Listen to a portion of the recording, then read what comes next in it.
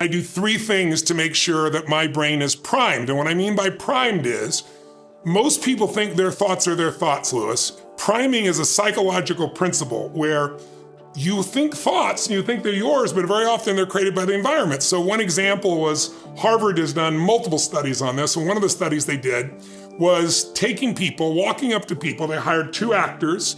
They walked up to 100 people. They had to do the exact same thing, men and women.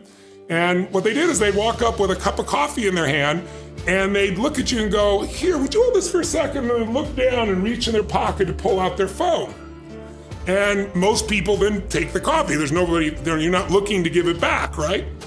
And then they do what they're doing on the phone, they put it back in, they go, thank you so much, and they take their coffee back and they walk away.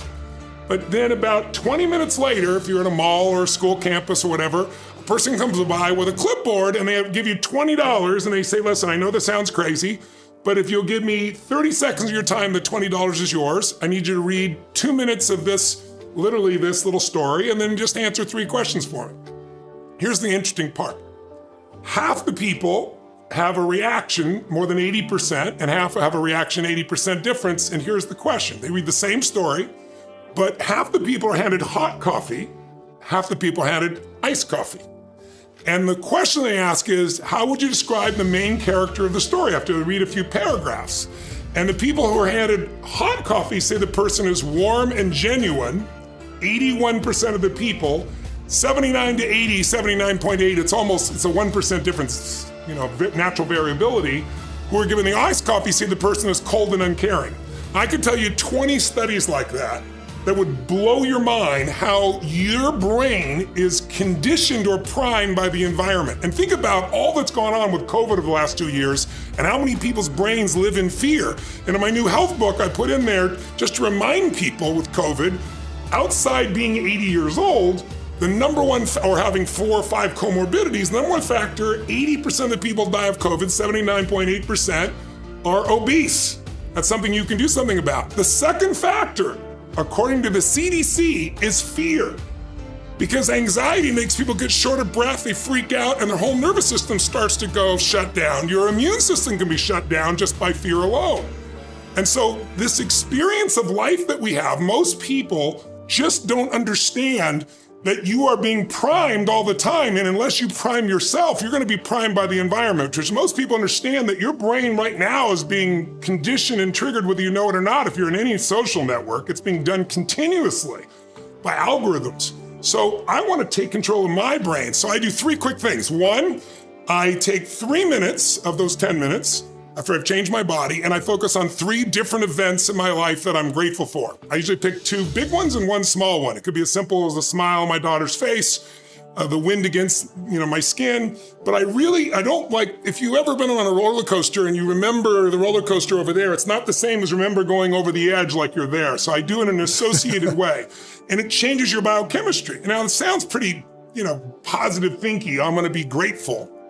But there's a value to it because the 2 emotions that mess up your business, your life, your relationships are anger and fear. And you can't be angry and grateful simultaneously. And you can't be fearful and grateful simultaneously. So by starting my day with that, and it's not some fake pump up positive thinking, they're real experiences. So it literally teaches your body to go in that state, because otherwise the environment we're in right now, there's a whole lot of uncertainty and fear.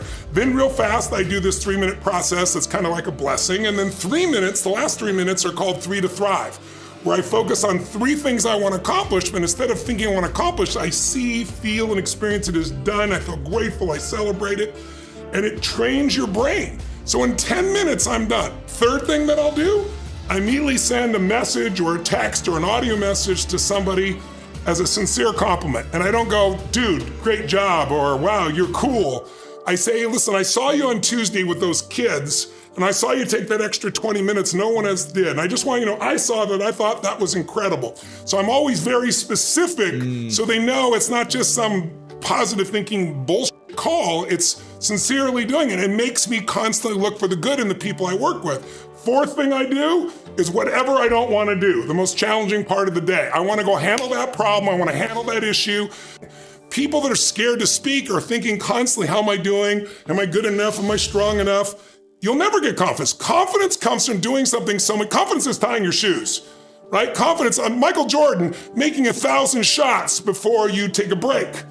Every single day, 6 days a week. So you look at Jordan, or you look at, LeBron, or you look at anybody who's the best in the world at what they do, and you go, aren't they lucky? But if you actually study them, you'll see they're doing things, they're practicing in private things that make them certain in public, and they get rewarded for what they do in public. And you gotta do the same. Biggest mistake, people think they're supposed to walk out and be good at it. And if they're not, they don't want any part of it. I don't not look good, not be good, because we live in this social media world where they compare themselves to people that are bullshit. I got a friend that owns a gym, and we laugh about this all the time. He says, Tony, at least 2 or 3 times. First time he told me this, I couldn't believe it. But I saw it happen one time. I went to go pick him up. We were going to lunch. And he goes, look at this. And these people would come out, a woman or a man, they both do it, and lay out all this stuff, take a million pictures of themselves, and then leave. They didn't do any workout whatsoever. That's the bullshit social media, when filters on pictures. And so people compare themselves to not other humans, they compare to people on this bullshit story. And that's why so many people get depressed when I'm sure you've seen the studies show the more time people spend on social media, usually the greater levels of frustration and anger and certainly depression for a lot of people have, because you're comparing to a world that doesn't matter. Plus you're being reinforced by these algorithms in ways that go beyond your conscious awareness. Well, what happens to a muscle if you don't use it? We say you lose it, you don't actually lose it, but it gets weaker and weaker, as you well know, right? And what happens the minute you start making demands on it, especially if you haven't made demands in a while, it doesn't take much to see real muscle growth, right? And so it's like if you constantly live in fear, your world gets smaller and smaller, and it tends to get more fearful. Like, who's more fearful? Someone who's broken 10 bones in their body and healed them as a kid, or someone who never broke a bone? You know the answer is. The kids that are overprotected are fearful all the time. But if you've gone out in the street and, you've gotten in a fight and, you busted your arm or your hand or finger, or you played football or whatever the hell it is, or boxed or something, now it's like, I'm not afraid of that crap, because you've lived it. And there's no substitute. I always tell people, a belief is a poor substitute for an experience. You think you know what China is, but I take you to China, you have a little different experience. And I remember turning 40, and I was really, really unhappy. I was like, Jesus, I've not done enough. I've not helped enough people. I know tens of millions of people at that point already, done all over the earth in 100 plus countries at that point, but it was still kind of stuck in my head. So I would earn the love by over-delivering, change somebody's life. Like, I don't get it because somebody says, oh, I love you, Tony. I appreciate that. Or, oh, you're the greatest. It's got to be my standard. My standard's higher than their standard for me, right? So when I get up and someone's going to kill themselves and they're suicidal and boom, turn around and they're no longer not going to kill themselves, but they're transformed, their life is there. That's when I go, okay, now we've hit the center of what I'm made for. Now, I deserve to feel this euphoric feeling within myself and appreciation. And even then, I still know it's God coming through me. I don't have the delusion it's just me. But I think sometime after 40, I finally saw the stupidity of it. I accumulated enough that I looked at life with fresh eyes.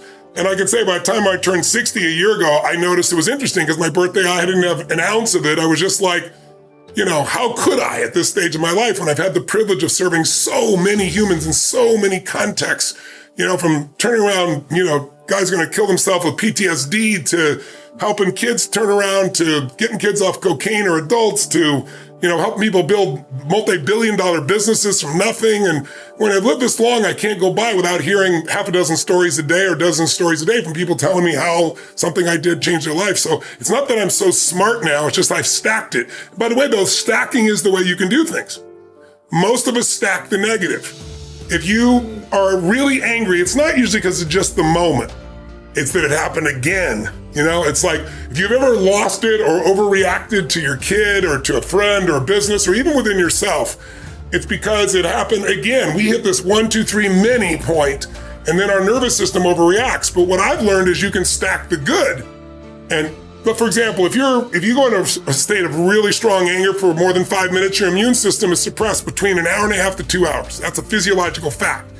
But no one had done any study. I started stacking good. Like, okay, let me stack a dozen great memories, feel them, see them, experience them. And I felt this biochemical change that didn't just last a half hour, an hour, or 10 minutes. It went on for a day or two. And so I think I've learned to stack the good. So just having the experience is not enough. You got to stack the good to be able to appreciate it. But I think, just come back to the main point here from my perspective, which could be completely just my perspective, so I want to point that out. I think the more you find unconditional love for others, the easier it is to find in yourself. And I think the focus is serving and loving, and that's what will get you to the point where you start doing it. But if you want to speed it up, stack all the good you've done, you'll feel great about yourself.